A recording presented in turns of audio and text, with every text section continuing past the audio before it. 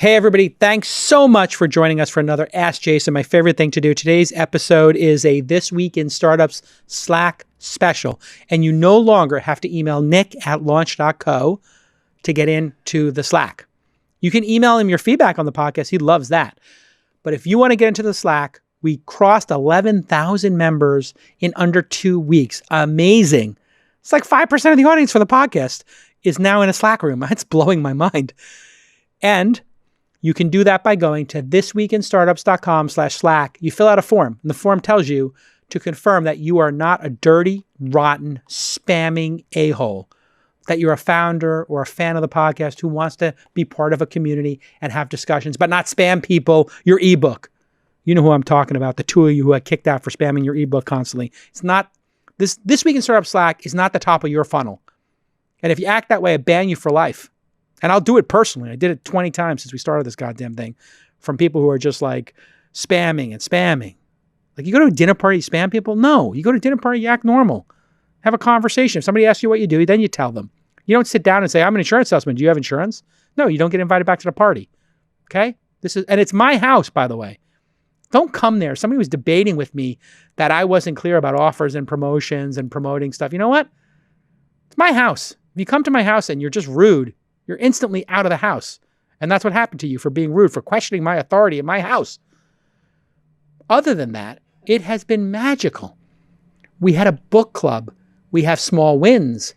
We have, I'm going to kick ass today. We have 1,500 people in the Australian channel. We have 400 people in the Bay Area channel. We have people in New York from all over the world. Lisbon, Germany. I saw all these great conversations going on. And you know what? We have channels for every job role: angel investors, venture capitalists, product, UX, developers, salespeople. And you know what? Everybody's sharing their war stories and helping each other. It is the greatest manifestation of this podcast. I cannot believe how good it's doing. Thank you to the team at Slack for just making a kick-ass product. It's not perfect for these large communities, but it's damn good. I have to give you guys credit. It's damn good for a large community. We're actually controlling it with 11,000 people, which is amazing. And I would love for you to be there too. thisweekinstartups.com/Slack. And you can sign up, and you just have to, again, you got to approve. You're not a dirty, rotten spammer. Okay. So I asked everybody to give us a bunch of questions for today's show, and you delivered so many great questions. And I think I answered a dozen questions here. The best way to source talent during a crisis, which we're in the middle of at the taping of this, during the COVID crisis. Building a strong culture as a remote team, very timely. I gave some examples of what I'm doing. I think there's some pretty good experiments going on in terms of remote culture. Investing in distributed startups, again, very timely. The importance of timing when you're creating a startup, and so much more. Stick with us. It's an amazing episode. This Week in Startups is brought to you by LinkedIn Jobs. A business is only as strong as its people, and every hire matters. Go to linkedin.com/twist and get a $50 credit towards your first job post. Send Pro Online from Pitney Bowes. Save time and money no matter what you ship or mail. Try it free for 30 days and get a free 10-pound scale when you visit pb.com/twist. And Klaviyo helps brands build relationships across any distance, delivering email marketing moments your customers will appreciate, remember, and share in good times and bad. Visit klaviyo.com/twist today to start your free trial. That's KLAVIYO.com/twist. All right, we've got another question. This one is from Ethan. Go ahead, Ethan. Hi, I'm Ethan from Old Lyme, Connecticut. It's been super educational and exciting following your content. I wanted to ask where you get your news, what publications do you subscribe to, who do you follow on Twitter, what services do you use, especially for general industry knowledge. Thank you. All right, that is a great question. So I have a service called launchticker.com, which I created, 6-7 years ago. And I just hired writers to read the news for me, all the tech news, and summarize it nice and cleanly. And they send it to me twice a day. and I guess 30,000 other people get it. A couple of hundred people subscribe to it. So it's really easy. And then I have inside.com, which is a series of newsletters on different topics I care about that people pay $10 a month for one newsletter, $25 a month for all of them. And it's a similar format where they're going deep into verticals. There's also the Wall Street Journal, obviously, and the New York Times. I use Twitter a ton. I look at trending topics, and I generally have a collection of friends who introduce me to stuff on Twitter. And then I have some SMS groups amongst friends where we talk about topical stuff. And I think there's a big change happening right now where a lot of the people in the news are really not insiders. They're journalists.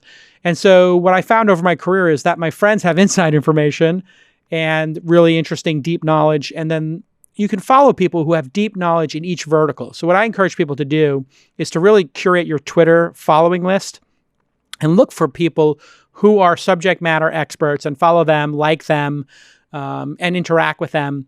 The people who basically are the subjects of the people who are writing stories. So if you could follow, TechCrunch or The Information, that's one level. But following Bill Gurley or Chamath is like the next level, right? You want to follow the people that they're covering because more and more people are going direct to their audiences, whether it's Chamath and I doing the All In podcast or me doing This Week in Startups, or Balaji just directly having many more followers than the average journalist. What all the subjects are doing today is they're building direct channels, and podcasting is where I get most of my news. I'll be totally honest. I want to go deep with people. So whether it's Tim Ferriss's podcast or Bret Easton Ellis for film, or Preet Bihar for the legal news, and he did a great job covering the impeachment and the Mueller investigation, now COVID. There's just like all these really interesting people on podcasts. So I think podcasts and self-curated Twitter lists are the way to go. And then some of these aggregation services like Launch Ticker or even TechMeme are really good. Great question. Okay, we got another question. This one is from Sean. Go ahead, Sean. Hey, Jason. My name is Sean. I'm the founder of Sumoto, a auto repair marketplace similar to Turo's business model. However, right now, it's just me and my co-founder building the product, and we're pre-launch and we haven't yet raised any money. However, I do realize now is a great time to source talent since there's a lot of availability on the market. So my question to you is, what is the best way to source talent? Should I right now offer them equity, or should I do a fundraising event and then try to attract with a great salary? Thank you. Yeah, it's a great question. When you're bootstrapping, which it seems like you are, you don't have a lot of resources, so equity is what you have to offer. So who wants equity over a compensation? Well, if you've already made a bunch of money out of startup, that person's ideal. That person also has a lot of options. They can not work. They can work part-time, etc. So finding those people is as simple as looking at companies that are adjacent to yours. So if you're doing something in insurance or tax or sales automation or SaaS or consumer subscriptions, you can find the companies that had exits and then look on LinkedIn, obviously, and find people who work there with that title.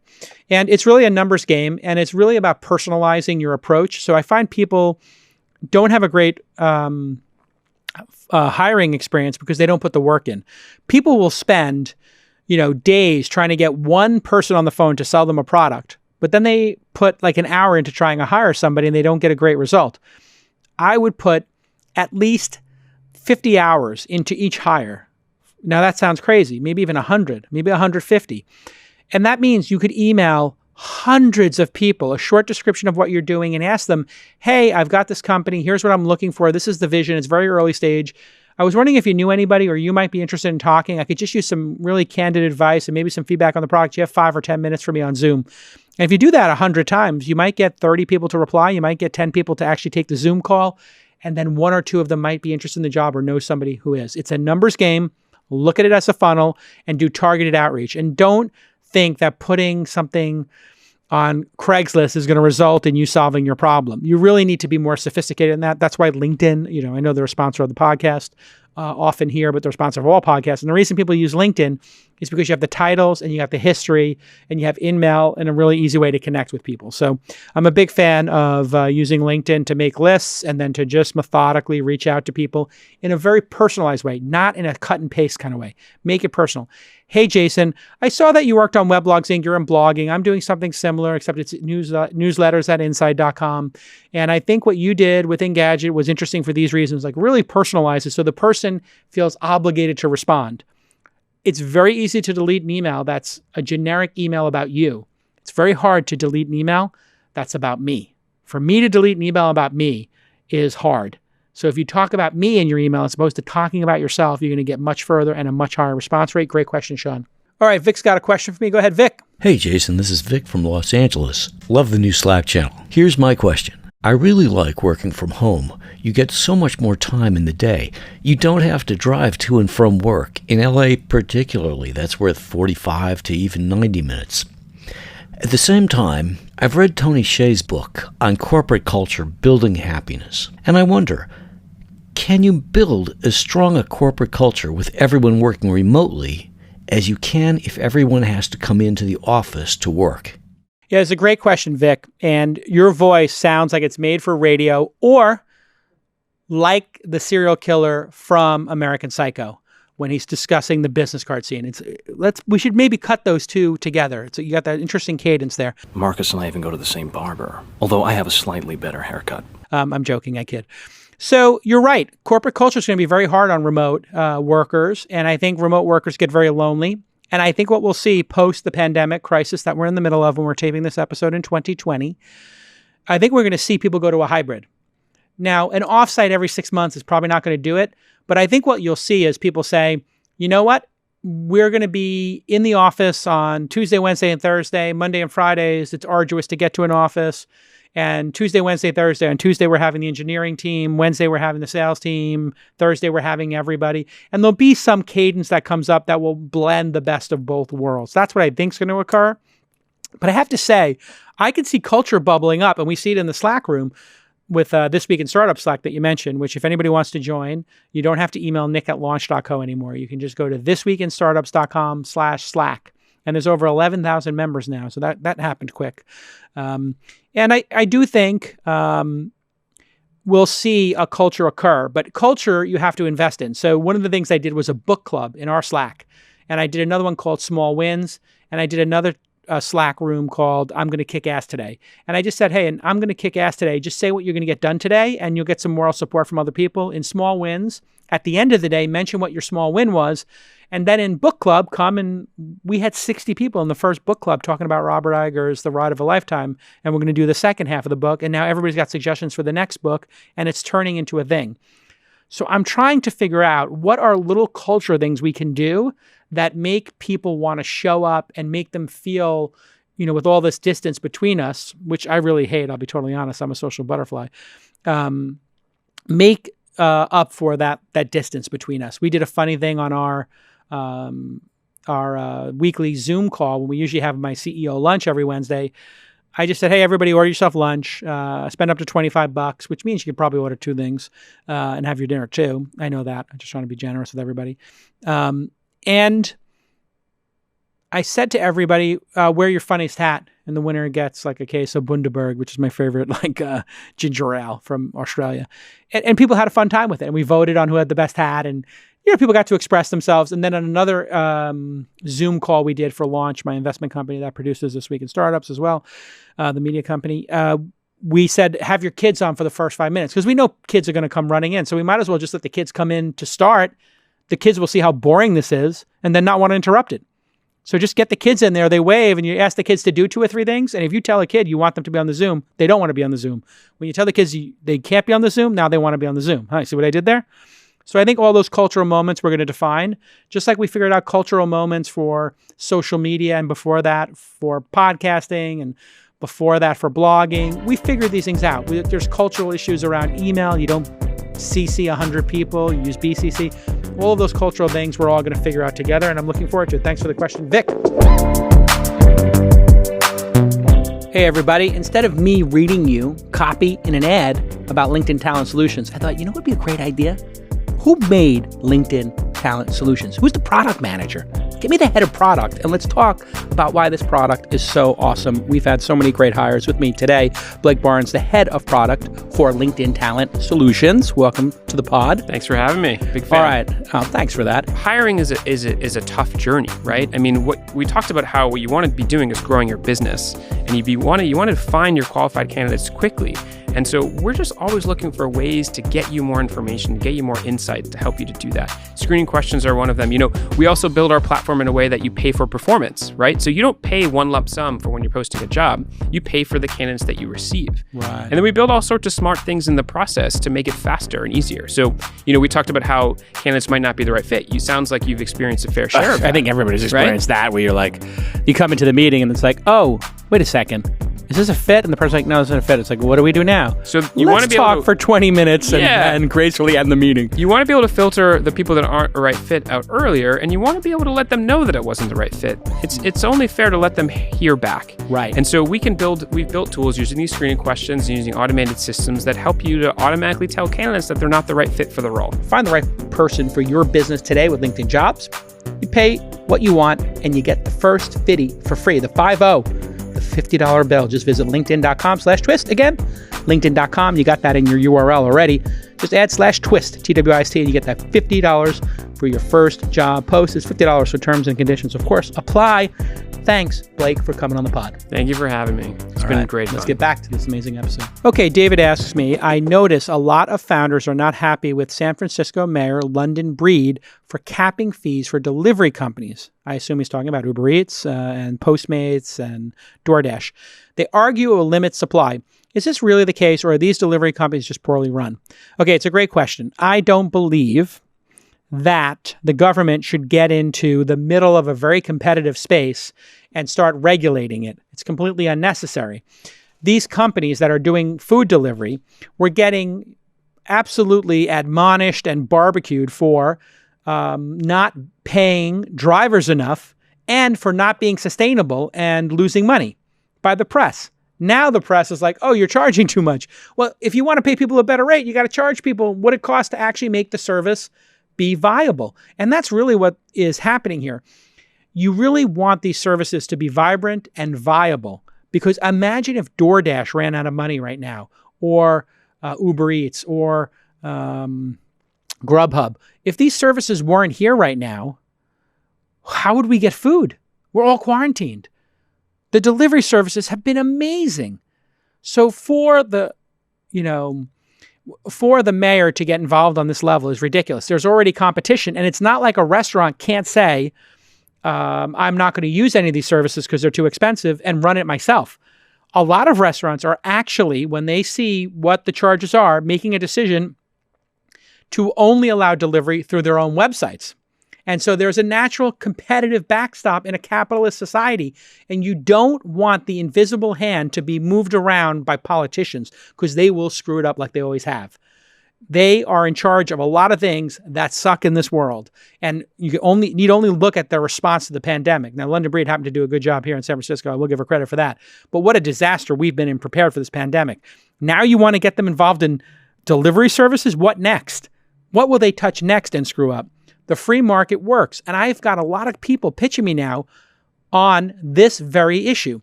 Many companies are coming to me saying, I'm making software for restaurants and restaurant chains so they can have their own app and they can have their own delivery service, and they don't need to use DoorDash or Uber Eats or, all the different Grubhubs and whatever. That's pretty amazing. That's how the free market works. If you take too much, if the take rate is too much, then people will stop electing to be part of that marketplace. If eBay charged 50% or Airbnb charged 50%, what would happen? You'd have 10 Airbnb competitors and they would get demolished.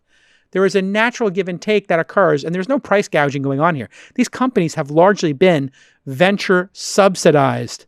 So stay out of the free market, let free markets run, and you get a better outcome. It's very rare that the free market does not hash itself out, because there's so many entrepreneurs out there who want to build better products and services. And when they see somebody charging too much, like people thought Open Table as a reservation service was too expensive. You know what happened? Yelp came out with a service for wait lists that's, I think, many times better than Open Tables. And so you want the free market, not putting your thumb on the scale. You know who puts their thumb on the scale? You know who picks winners? Communist countries, authoritarian countries. And you know what happens? There's no competition because they pick the winner. Do you want to live in a society where the government picks the winner? You know what happens ultimately? If there's no competition, then they have an unlimited path to raising prices. For the love of God, get out of the way of the free market, London Breed. Okay, next question. Craig asks, what is your perspective on investing in distributed startups? Some fully remote teams, Basecamp, GitLab, Zapier, have done really well. Is there a bias amongst investors against distributed teams? Do you see a change in this mindset going forward due to recent events? I think it used to be pretty impressive for investors, especially old school ones, to come to an office and see a culture and to see everybody working out of one place and to see the scale of something. And that could trigger an investment because people were just wowed by the in-person culture. Today, even before coronavirus, people were looking at the number 2 expense in most companies, sometimes number 3, but number 2 was number 1, obviously human capital, number 2, marketing or real estate. And if you're thinking about it, do I want to spend a ton of money, millions of dollars, on having fancy office space for my team? In some cases, it leads to a great culture and a lot of great stuff happens inside an office. But if you're the type of founder who can manage a distributed team and then that money gets poured into more marketing, the money that would have been spent on a fancy office, or it gets poured in the facilities that come with it, if that gets poured into better salaries, or you open yourself up to having more talent on a global basis, and that's really what it's about, is talent at the end of the day. The distributed teams can hire anybody from anywhere. The team that's based in Cupertino can only hire people within 50 miles of Cupertino. And even if they hire people from San Francisco, they're going to have to convince them to get on a bus, right? And it's going to be really arduous. And then they're going to have to convince people to relocate to one of the most expensive places in the world. So it is really hard to run a non-distributed team today. And I think for me, I care about results. I don't care about fancy office space. All I want to see is that your customers are delighted and that revenue is going up and to the right. That's what we're looking here. Investors are here for outcomes. And the outcome is I give you $1, you give me back 100 in 10 years. Literally, that's what I want to do. I want to give you $1 this year, 2020. And in 2030, I want you to give me a $100 bill. Seems like a pretty good deal for you and for me, because I'm willing to wait 10 years to get any money back, and I'm willing to accept a 70 or 80% failure rate, and I'm willing to accept 50 companies going to zero for the 51st to do that 100 to 1, and then I double my money overall, and maybe there's some other singles and doubles in there. So it's a great question. I think if you're good at it, and I also think now, because everybody is in quarantine, everybody's in quarantine, I keep saying quarantine, in quarantine, all the VCs are doing their meetings on Zoom, which is really exhausting, just as an aside, like just having to look into the camera and being afraid that you're looking down and people think you're on your phone or whatever. It's just exhausting to be in front of camera all day. And I do that for a living, obviously, with the podcast, not all day, but hours a week.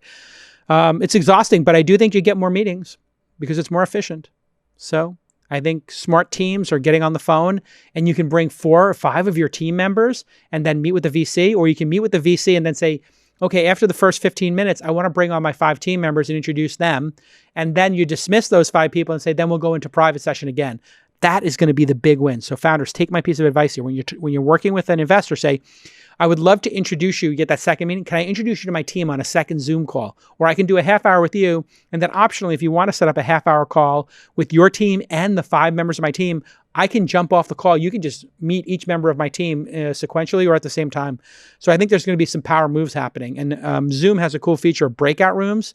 So imagine you're meeting with a VC and they have one person who's growth and one person who's in talent and one person who's in tech. And you say, okay, the tech person is going to meet with our tech team, the HR person and the talent person are going to get together in their Zoom room, and then we'll all come together after we've worked on this deal. There's going to be a lot of collaboration and people figuring out these features because they're forced to. Sometimes these frustrating moments in time lead to a lot of innovation. So I think it makes you more attractive if you know how to do this and you can save the money and deploy our dollars as investors more intelligently. Nothing would feel worse than me to give you $100,000 and you give 40,000 of it to a landlord, or even 10,000 of it. I'd rather see that money go towards growth or talent. Great question, Craig. Next question from Mayur. When you first start out trying to build a 2-sided marketplace or community, which audience do you sell to first? The ones with the most pain, or you get both audiences on board at the same time and facilitate via SneakerNet before you build? Okay, so let's take a marketplace, for example, Airbnb, very famous one, or Uber, another very famous one. When you have those marketplaces, you have to have supply first, because you can't bring demand to Airbnb and say, hey, would you like to rent a place in Hawaii? And there's no places. So there is no choice but to have supply first. So how do you get supply first? You can pay for supply. So there is a rumor that certain ride-hailing companies worked with small cab companies and said, we're going to be launching in your city, Los Angeles. We would like to have 20 of your drivers on. We'll pay you this amount of money to have access to your driver network. I can't confirm, deny, or etc. Reddit, famously, they talked about creating a bunch of fake accounts and having conversations with themselves. So when people came to Reddit, they didn't see an empty homepage. So seeding your sell side, your inventory, is required. And the way you can do this to create critical mass is to limit yourself by geography if you're doing a real world marketplace, or you can limit yourself to a certain product segment if you're doing an online marketplace. So if eBay started only with baseball cards, or Craigslist only started with jobs and real estate and then added everything else, that's one way to do it, because it's easier to get to critical mass at a faster time. So it's a great question, and it's a really simple answer. When you say sneakernet, I think what people mean is doing it manually. Marketplaces, you do a lot of manual. So something like a Thumbtack, imagine they didn't have piano teachers. And they said, hey, let's say you want to make a musical, I'll just make one up here, a marketplace for music teachers to do virtual lessons. Not a bad idea given the market. So now you got a bunch of people, and you buy a bunch of traffic saying, would you like to get a quote for guitar lessons? And you have them fill out a form. And then you go call up manually and say, hi, I am looking for a music teacher and I need somebody to do this, this, and this. What would you charge for that? And can I send the customer to you because I run musiclessons.com? Maybe musiclessons.com exists. Who knows? If it doesn't, somebody buy that domain now and let's build it. I'll fund you. So you could fake it that way, but you don't have a great experience because there's a little delay between when they fill out the form and when you go find the talent. But other people have done that before. They just set up a form, they get demand, and then they call up the supply if it's easy to get to supply. If it's hard to get to the supply, like Airbnb, is kind of hard to get to couches and extra rooms. But for something like, dentists, it's pretty easy to find a bunch of dentists. They're in the phone booth. They're online in Yelp. So you can kind of fake it till you make it in that case. Great question. With SendPro Online from Pitney Bowes, you can simply print postage stamps and shipping labels even when you're working remotely. Yes, for as low as $4.99. That's $4.99 a month. You'll get access to special discounts and save up to 40% off USPS Priority Mail. Plus, for being a This Week in Startups listener, you'll receive a free 30-day trial to get started and a free 10-pound scale to ensure that you never overpay, which always made me crazy. Some SendPro Online benefits include printing shipping labels and stamps, even when you're working remotely. Scheduling packaging pickups is easy, and tracking shipments from departure to arrival is seamless. And you're going to save up to 5 cents on every letter and up to 40% off USPS Priority Mail. If you don't know what Priority Mail is, it's a great deal. Starting at $4.99 a month, that's $4.99. You can also calculate the exact postage online, print right from your PC or Mac, and avoid trips to the post office. Go ahead and visit pb.com/twist to access this special offer for a free 30-day trial, plus a free 10-pound scale to get you started. That's pb.com, a really short domain name, /TWIST to experience huge savings in your shipping costs with a free trial of SendPro Online from Pitney Bowes. Let's get back to this amazing episode. Okay, a question from Stuart. What are your thoughts on pricing when launching? Should you offer free for the first few companies on trials and hope they renew, discounts for a period, or straight to what you're hoping of charging straight away? I am a big fan, Stuart, of charging people so that you get the information of if they find value in your product. Superhuman has never been free. It does not have a free trial. You pay, you do an online, and then you're vested in it. The problem with free is that people have no skin in the game, which means they're not going to really use your service. They're not going to do the training. So what you want to do is challenge them to pay and find out if your product is good enough for people to pay. Now, on pricing, you could charge a lower price that's very accessible when you start, $5 a person per month. Sounds fine for like a SaaS product. But the truth is, people will also read into that, and you have to look at the person buying and say, how much value are they getting from it? If you're a corporation and you're paying on average $60,000 a year to the employees in your company, and this product costs $60 and it makes each employee 1% more efficient, well, there's a 10x there. Like maybe you could charge, if it makes the employee 10% more efficient and they're getting $6,000 in value from it, then maybe you should be charging $50 a month or $30 a month, which is how a lot of the SaaS companies think. And you want to really think that through. How much value are they getting? And you can test pricing, especially when it's early on. And what I find is people always give it away for free. And then they push out the answer to the question of, is this worth paying for? And then they go meet with investors, and investors want to know the answer to that question, and you can't answer it. You want to get the answer. Will people pay for this? And how much will people pay for it? And the next question you would ask me if we were investing in the company or you were in our accelerator is, how much do we charge? And you keep raising the price until you break the market. Keep charging more money and see where the breaking point is. Now, there's some people who have a philosophy of undercharge, overdeliver. I get that philosophy, but when it comes to business, you really want to charge for value, and you don't want the people who are bargain hunters. The people who are unwilling to pay and want a discount are typically a huge pain in the ass to deal with. The second somebody asks me for a discount on stuff and they want 2 for 1, or they want to buy ads in the pockets, but they want to buy one at a time and then look at the metrics, it's like, no. 10 ads minimum buy. We don't discount the ads. We don't do freebies. Just, if you want it, you want it. We'll do a great job for you. That's it.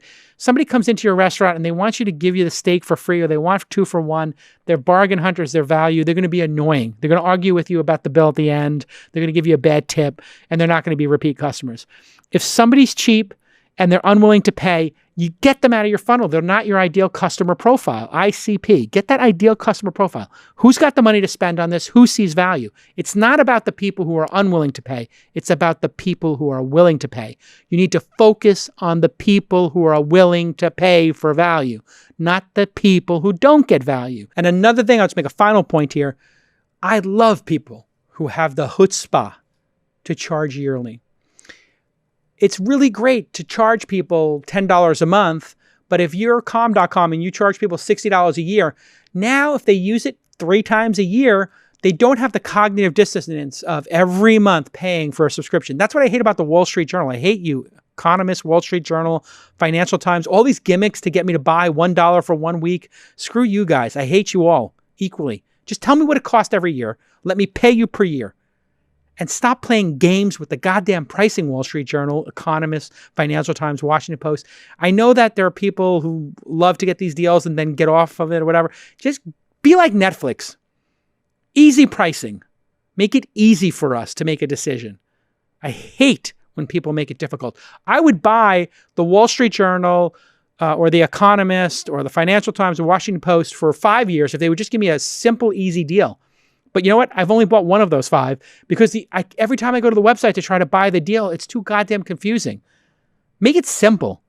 You're over-optimizing, and fire that whole goddamn department that's doing those fugazi trickery deals. Seriously. Economist, Financial Times, Wall Street Journal, Washington Post, fire that whole group of people who do the pricing and just make it clean and simple. And you'll do better, and you can get rid of all those excess salaries of people trying to manipulate your goddamn audience. Here endeth the lesson. Rob asks, what do investors think when they hear a CEO has 1 or 2 other side hustles or lifestyle companies they also run? They think unfundable. Okay, next question. David asks me, how important is market timing? How much does why now matter? Will a great business always succeed? And how much of it is due to timing? Timing is critically important, obviously. I've seen people who are very dumb hit timing perfectly. They hit the wave and boom, their company gets bought very quickly. But that's not how you build. That's not how you build startups. What you want to do is you want to look for a market need. You want to study the customers. You want to over-deliver because timing is very hard. And really what it's about is not quitting. Because I see over and over again, somebody doesn't quit and then some opportunity makes their company go supernova. Now there is the why now. That's a separate issue. Why now is why will this company work now and when it hadn't worked before? Well, listen, marketplaces are going to work all the time. And eBay, you can buy and sell clothes on there. But now there's all these second markets that have come up for clothes specifically. And people, I don't know the names of them, but there's all these different names of companies that are doing, reselling of clothes. I'm not buying old clothes or vintage clothes. That's not my thing. That's not my trip. But a lot of people are into it, and there's all these secondary marketplaces for clothes, and they're doing phenomenal. That's because they're probably living in a world where people have Venmo or the Cash App or PayPal and many more of these services. So it used to be like having PayPal was a weird thing. Now everybody's got these like very simple payment. So payments made it a lot easier. Then you have tools like Shopify made it a lot easier for people to become sellers. And then in addition to that, you have mobile phones and people becoming more into buying on Instagram, and Instagram culture kind of helped us. You had like multiple why nows leading to these marketplaces. And now we're going to have another one, which is we're going to move into a time of frugality. You know what happened the last time we had a frugal time where people didn't have as much cash and discretionary spending? Groupon, Living Social. A bunch of new ideas came out of people being able to buy flash sales. Maybe we'll see the return of a Groupon or a flash sale with people saying, hey, every day. And Woot was another one, which was a real fun company. They used to advertise on Engadget.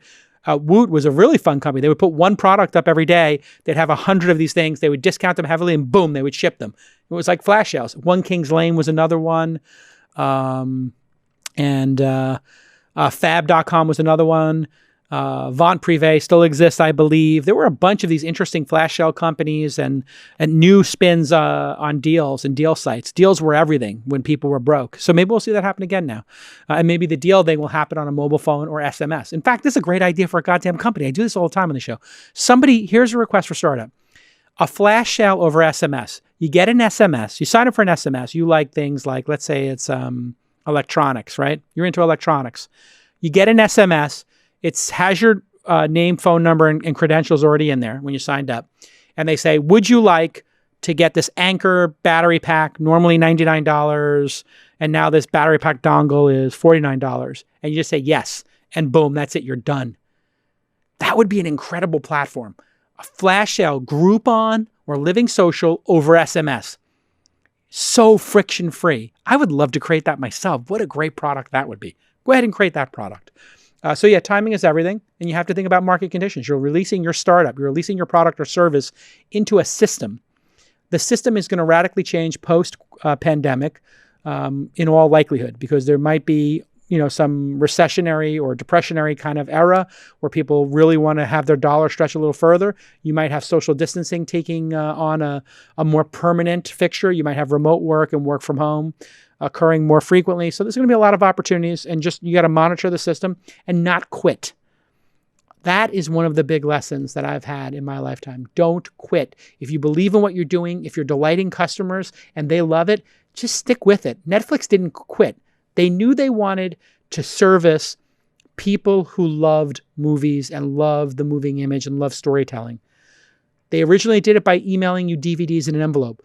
A lot of people who have Netflix today do not remember Netflix, the company that mailed DVDs. They never experienced that. And Netflix is a juggernaut today because they didn't give up and they lived to fight another day. Marvel was a comic book company originally. Marvel was not a movie company. Marvel made comic books. But boy, did they focus on their customer, young kids, and they refined their product and made better and better characters. Doctor Strange, come on. Alpha Flight, Avengers, X-Men, Fantastic Four. I mean, they just made them better and better and more intricate and more interesting. And who would have guessed 50 years later that it would spawn what the Marvel Empire of movies has spawned? Incredible, right? That's what sticking around the rim does, right? You're playing basketball. They say, hang around the rim, good things happen. Could get a rebound, might get a putback, okay? You might even get a foul. All these things are great. In uncertain times, supporting your community and growing relationships with your customers is a strategy that will be appreciated, remembered, and shared. In good times and bad, open and empathetic communication with your customers is key. It's critical. Email is and always will be one of the best channels for delivering these communications. We all know that. Email marketing is one of Klaviyo's core offerings. And when you leverage personalization driven by a 360-degree view of the customer, those emails will feel even more relevant, fostering stronger relationships. Klaviyo truly understands how challenging it is for each and every entrepreneur to get their business off the ground, let alone navigate trying times like today. If you're feeling overwhelmed and growing your business is hard, especially in this climate, you're not alone. Klaviyo is here to help brands build relationships across any distance. So here is your call to action. Create meaningful, memorable email marketing moments that last a lifetime. Visit Klaviyo, that's KLAVIYO.com/TWIST to start a free trial. Thanks again to Klaviyo for supporting independent media like This Week in Startups. Let's get back to this amazing episode. Onyx asks me, and he's a Patreon member. Thanks for supporting us on Patreon. What's Jason's take on the future of growing and scaling emerging natural foods or food tech brands and environment given the challenges of new product discovery in e-commerce? Wow, it's a really specific question. I do think people are very open to new food and new food tech. People are embracing things like the Impossible Burger or Beyond Meat. I think there's a huge appetite, so to speak, for people wanting new products and services in food. And then going direct to consumer is it, Athletic Greens and Sigma coffee, mushroom coffee. People are crazy about these products. They become... what's that coffee with the butter in it? Like, people are into this stuff. They want to experiment. They want to try new stuff. People are obsessed. And I think the way to do it is to pair yourself with an influencer. I think Tim Ferriss has been very influential for Athletic Greens and that Sigma coffee. I know we had different food bars on here and they did well. So I do think aligning yourself with not necessarily celebrities, but influencers who really enjoy the product and are speaking about it authentically because they're getting value from it is the secret weapon. And I don't know that these are venture scale businesses. I do have one Smarty Pants vitamins that some friends of mine started, and it's done incredibly well, but it's been a decade of working on it. And they make the gummy vitamins for kids. So good luck with it. And I think using the influencers and social media and content is the path to victory. And making a great product, obviously. You have to make a great product. And I think finding great influence and making great content is the big win. Okay, let's take another question. This is Paulo from our Slack. Regarding managing a team of 25 plus employees, how do you think a CEO should act remotely to motivate a team? I'm dealing with that right now. Sometimes I feel my team is going through some anxiety issues. They are, for sure. We all are. Should I keep them on a tight leash or go more soft on them? Okay, so I think accountability is the word I would use instead of a tight leash. I understand what you're getting at there. I'm not going to, kill you over language. I think your intent is probably good. I know that a lot of people who work for me probably have not worked remote before. So what I did was I said, every day in Slack, I want you to give me 3 or 4 bullet points of what your intention to get done today is. And at the end of the day, I want you to send your EOD report, which is what we normally do. And by doing that, and I said, put it in the general Slack channel. And now everybody sees what everybody else is doing. And then maybe every other day or every third day, I'll just go down the list. I read it every day. But I'll take the time to actually comment on how they could have more intention. And I'm holding them accountable and telling them how to be better at their job. Because I think the true anxiety for team members is not working remote necessarily. It's that they don't want to feel like they're not a good contributor. I believe people are good by their nature and they want to be not good contributors. I think they want to be great performers and great contributors. And I think it's your job as the boss to tell them what the difference between an okay, a good, and a great contributor is. An okay contributor is somebody who puts in 8 hours of work. That's okay. They worked hard. A good contributor is somebody who exceeds the expectation, and a great contributor is somebody who's focused on outcomes. And I've had this talk since the coronavirus and the quarantine of our employees and our team of talking to, especially some of the younger folks, about the outcome. The outcome is we got 250 people to come to Angel University the other week. That's a goddamn great outcome. I set up the web page, Presh set up the web page for Angel University. That's okay or good work. That qualifies you for okay or good work. Oh, Charles and Nick, working on the podcast, they got the podcast released. Guess what? Table stakes. That's okay work. Okay, you did your job. You don't get any credit for that. Good work? Good work is you got your job done and you did a little extra and great. Or you got your job done quicker. Great work? Okay, you increased the number of views. You got a great guest. You came up with a really great, innovative clip to put on social media. You made a trailer for the episode. You did something that made more people watch the podcast, that got us a better guest for the podcast. That's great work. The outcome. So that's how you motivate people. People want to be accountable and they want to do great work. I believe that. I don't believe there's any human out there who wants to do bad work. I don't think there's humans out there who want to phone it in. I think they may get disheartened or they might be anxious about the current situation. But I think showing people the path is the job of management. And I think I try to do a good job of that. And I think actually during a crisis like that, it actually makes you better as a manager because you're thinking about it more. And then I also just tell people, I just tell people in front of everybody, this is an okay job, this is a good job. I want to see results. I want to see you move from doing okay and good work to doing great work. And here's what that means and defining it for people. So in your company, what you have to ask yourself, Paulo, is are you being candid with people about what the difference between doing okay, good, and great work is in your mind for your company, and start working on outcomes with them and then trust them to hit the outcome. I don't want to micromanage people. I just want to be able to tell Presh and the team, I need 250 people at Angel University and I want to do it monthly while we're in this pandemic situation. It's important to me and it's important to founders. We get more people in the angel investing game. Get more people out there trying to support founders. So get me 250 every month. I don't need to tell Presh how to do it. He did retargeting, he did some emails, whatever it takes, get it done. Right? I want to double the number of episodes we do a year. That requires more sponsors. It requires more video editing. It requires more clips. It requires more views. Get it done. That's the outcome I'm looking for. I'm not looking to tell you how to get it done. Now, if you're a young person, your first job, second job, I do have to show you how to get it done, or people on the team have to show you how to get it done. But I want the outcome. And that's what you need to do, Paulo. Challenge yourself to get people to do great work on outcomes, and you got to recognize it and celebrate it as well. So when we hit those 250, I just told everybody that was amazing. When we did book club on Monday night, I said, that was amazing. Great job, everybody. When we did Angel Series 4, I told Nick and the team and Charles, that was a great series. It's the best season of Angel, just incredible guests.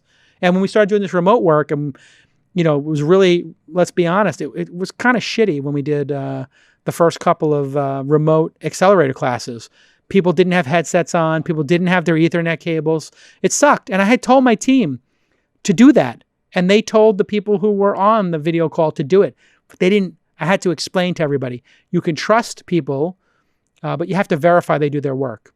And that was my team verifying that our founders who were on the accelerator class doing remote Zooms, we had to verify they were using Ethernet and they turned off their Wi-Fi and they plugged in an Ethernet cable. We had to verify they had a proper headset. We had to verify they had the background working in Zoom to have a virtual background.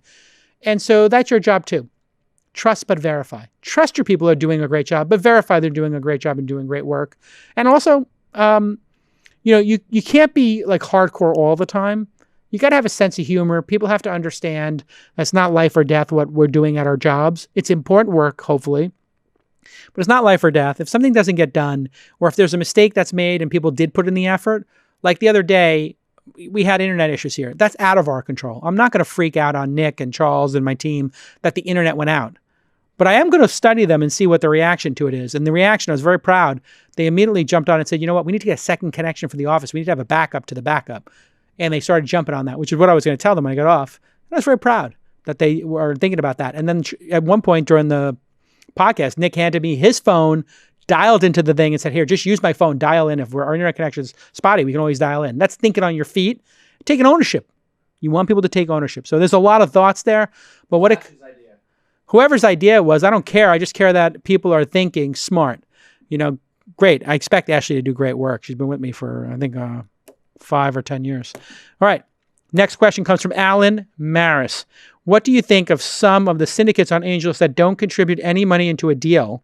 It seems suspicious that maybe they don't believe in the deal, but they are passing it along in case it does make some money and they can just get their 20%. That seems like a bad way to get repeat investors, but maybe I'm just being too cynical. No, I didn't know that they allowed that on AngelList. I actually don't think they allow that.